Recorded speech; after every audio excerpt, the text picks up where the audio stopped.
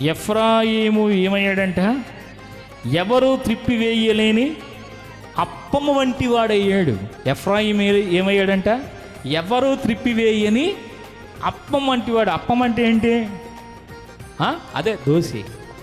ఎవరో తిప్పిన అప్పంలాగా అయ్యాడంటే అర్థం ఏంటి? అంటుకుపోయాడా? ఎవరో తిప్పడం కుదరదంటే నా అప్పాన్ని, ఆ అట్టుని. హల్లెలూయా. అంటే దాని అర్థం ఏంటంటే, ఒకవైపు ఏమో బాగా మాడిపోయింది, ఇంకోవైపు ఏమవ్వలేదు, అసలు ఉడకలేదు. ఒకవైపు ఏమైపోయింది? మాడిపోయింది. ఇంకోవైపు ఏం చేయలేదు? ఉడకలా. అలాంటి అప్పం తీసుకొచ్చి మీకు మంచి చట్నీలు వేసి పెడితే ఏం చేస్తారు మీరు? హల్లెలూయా.